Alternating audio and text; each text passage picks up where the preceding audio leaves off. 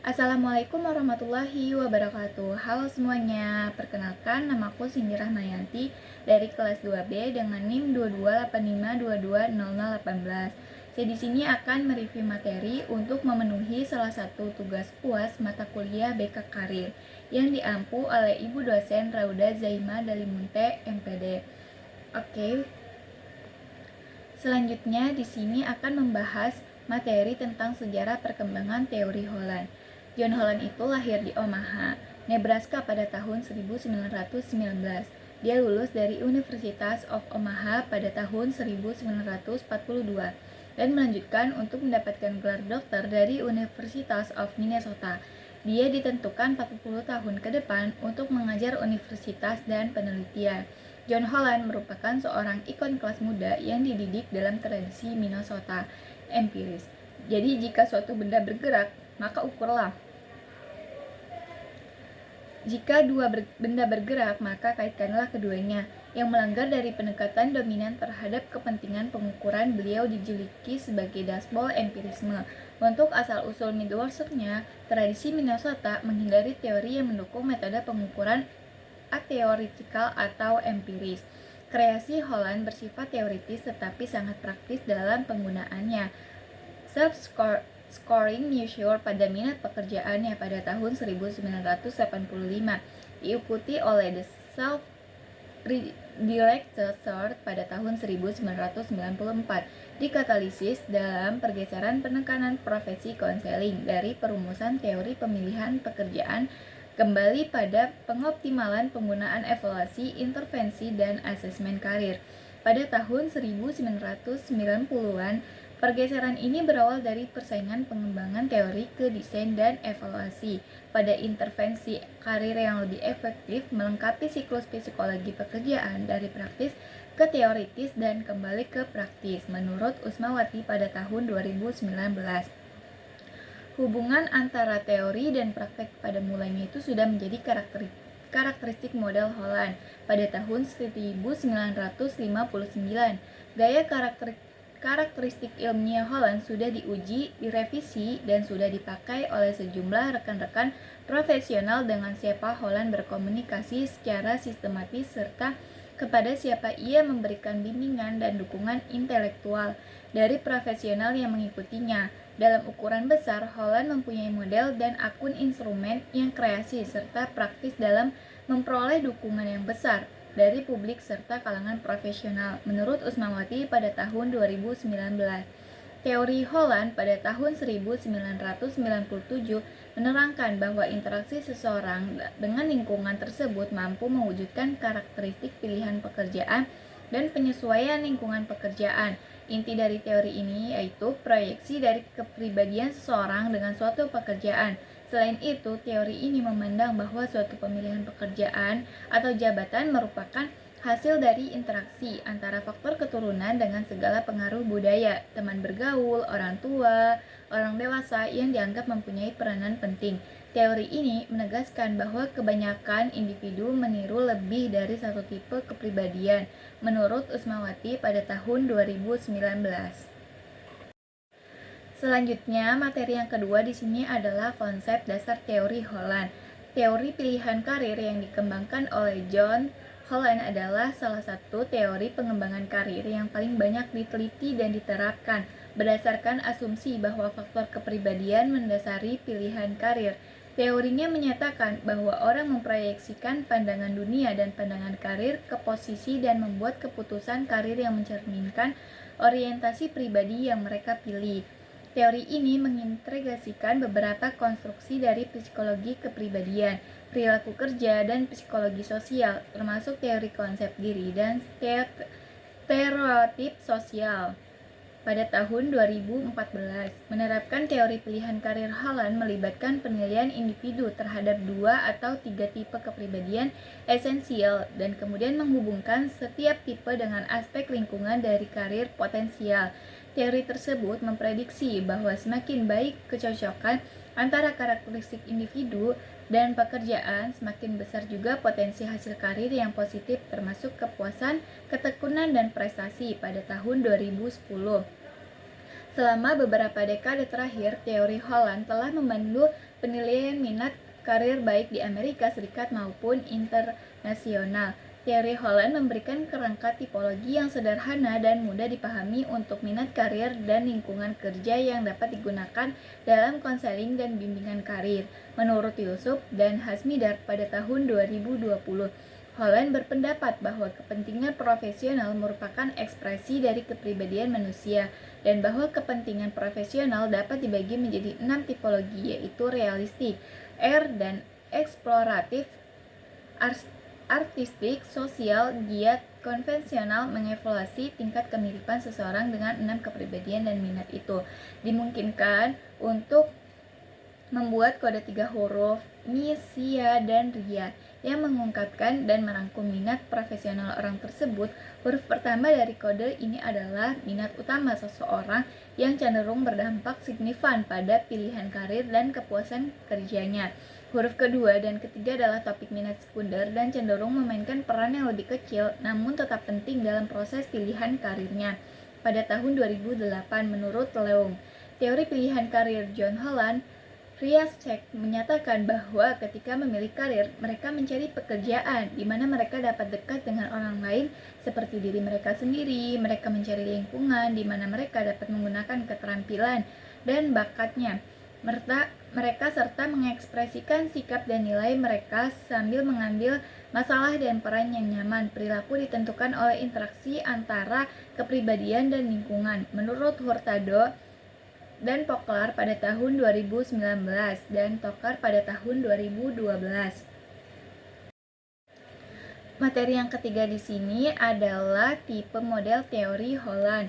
Teori yang dikembangkan oleh John Holland menjelaskan bahwa pemilihan pekerjaan atau jabatan disebabkan adanya hasil dari hubungan antara hereditas, pewarisan, dan pengaruh budaya, teman sebaya, orang tua, dan orang dewasa yang dianggap memiliki peran penting. Selain itu, John Holland juga mengusulkan tipe-tipe kepribadian golongan dalam pilihan karir berdasarkan atas inventory kepribadian yang disusun atas dasar minatnya.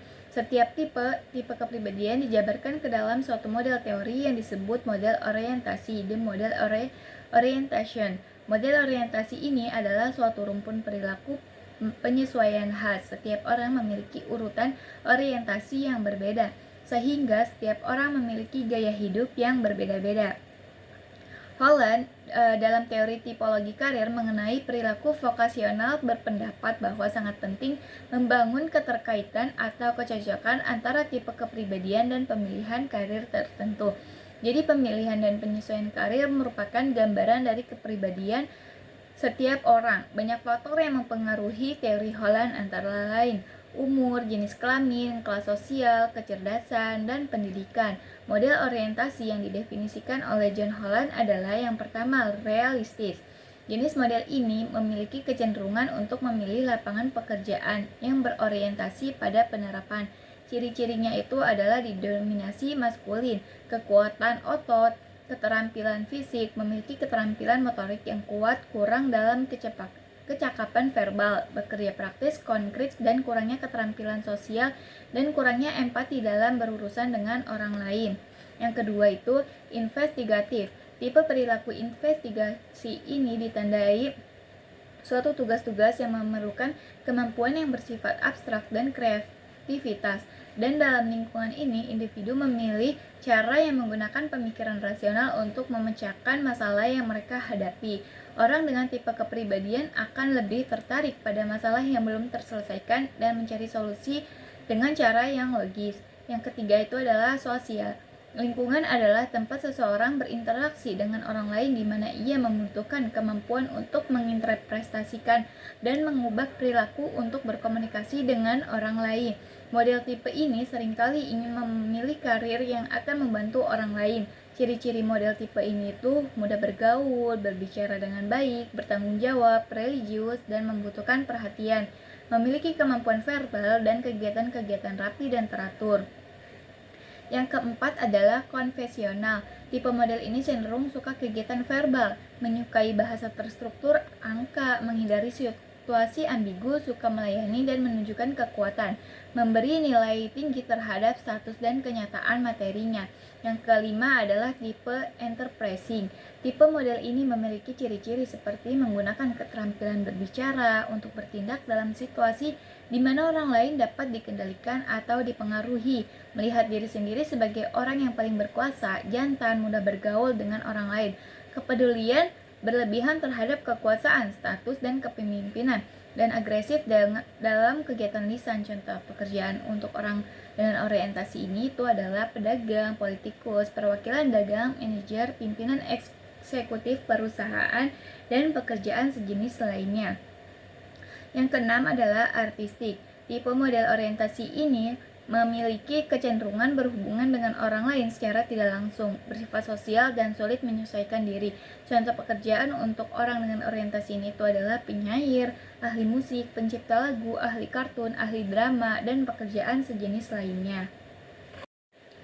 Next, selanjutnya materinya adalah aplikasi teori Holland. Salah satu implikasi yang jelas dari teori Holland untuk konseling karir merupakan bahwa praktisi bisa membantu klien menilai kepentingan dan ruang lingkup pekerjaan mereka serta memahami hubungan di antara mereka. Pada tahun 2020, cukup mengembangkan struktur kognitif atau kerangka kerja untuk memandang diri mereka dan pekerjaan sangat membantu orang banyak kehidupan seseorang dan keseluruhan kepribadian, sehingga minat tertentu kemudian menjadi suatu ciri kepribadian yang berupa ekspresi diri dalam bidang pekerjaan, bidang studi akademik, hobi inti, berbagai kegiatan rekreatif, dan banyak kesukaan yang lain, menurut Winkel dan Hastuti pada tahun 2005.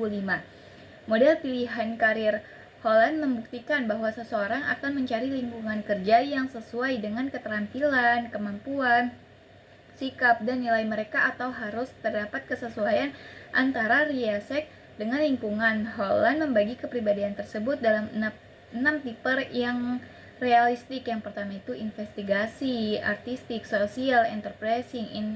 Itu telah dikenal sebagai model Riasek. Menurut Gorgi, Hatami, dan Koskones pada tahun 2011, salah satu implikasi nyata teori Holland untuk konseling karir ini yaitu bahwa praktisi mampu membantu klien menilai kepentingan dan lingkungan kerja mereka dalam memahami hubungan di antara mereka. Cukup mengembangkan struktur kognitif atau kerangka kerja untuk melihat diri mereka dan pekerjaan sangat membantu banyak orang. Beberapa konseling karir mengatur dan mereferensi karir dan informasi pekerjaan mereka sesuai dengan jenis Holland, memakai kode 3 poin yang selaras dengan jenis yang paling terlihat. Ini mempermudah proses matching interest dan environment. Menurut Suryani pada tahun 2020, implikasi teori karir Holland terhadap bimbingan dan konseling karir di sekolah, pada dasarnya teori perkembangan karir tertentu berimplikasi pada tuntunan yang tertentu pula terhadap bagaimana dan apa yang harus dilakukan oleh konselor dalam proses konseling karir ini. Secara umum, Gibson dan Michelle menjelaskan bahwa beberapa implikasi teori karir terhadap konseling ini menurut Usmawati pada tahun 2019, yaitu pentingnya konselor untuk mempelajari proses karakteristik perkembangan manusia termasuk kesiapannya untuk belajar dan keberhasilannya. Yang kedua, memahami kebutuhan dasar manusia. Yang ketiga, mampu melaksanakan asesmen dan menginterpretasikan sifat-sifat individual dan karakteristiknya.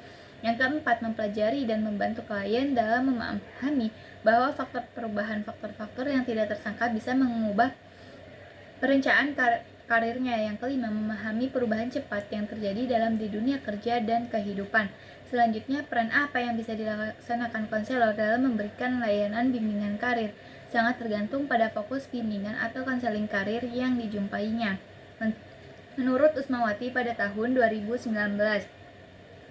secara garis besar, peran tersebut yaitu yang pertama membantu membuat keputusan karir dengan jalan memberikan informasi yang diperlukan.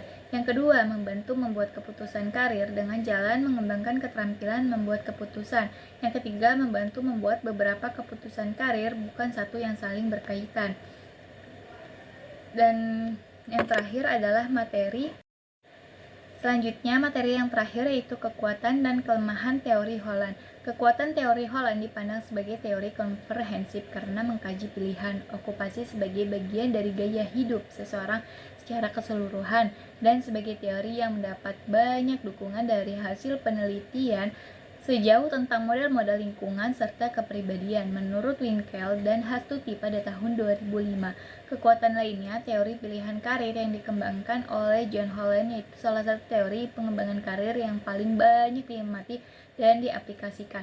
Berdasarkan asumsi bahwa faktor kepribadian yang mendasari pilihan karir, teori tersebut mengasumsikan bahwa orang memproyeksikan pandangan kerja sendiri dan dunia kerjanya. Teori ini menggabungkan beberapa konstruksi dari psikologi kepribadian, perilaku vokasional, dan psikologi sosial, termasuk teori persepsi diri dan stereotip sosial menurut Callanan pada tahun 2006. Sedangkan kekurangan pada teori Holland itu kurang melihat proses perkembangan yang berdasarkan keenam tipe kepribadian dan tidak melihat fase-fase tertentu dalam proses perkembangan itu serta akumulasi rentang umur. Tentang tahap-tahap atau tingkat yang bisa diraih oleh seseorang dalam bidang okupasi tertentu, Holland menentukan pada taraf inteligensi yang memungkinkan tingkat pendidikan sekolah tertentu. Tetapi dipertanyakan apakah masih terdapat faktor-faktor lainnya menurut Winkel dan Hastuti pada tahun 2005. Selanjutnya, teori fit person environment pada umumnya menjumpai beberapa dukungan. Namun, bukti validitas teori Holland sedikit lemah. Hal ini memungkinkan karena model Holland menyederhanakan gagasan kecocokan, tidak puas memperhitungkan kecocokan antara kemampuan dan tuntunan pekerjaannya, dan tidak memberi perhatian yang cukup kepada pengaruh khas antara individu dan lingkungan kerja. Bagaimana cara berpengaruh terhadap individu dan bagaimana individu mempengaruhi pekerjaannya menurut Mikalos pada tahun 2010. Oke, materi yang saya sampaikan sudah selesai. Kurang lebihnya mohon maaf. Wassalamualaikum warahmatullahi wabarakatuh. Dadah.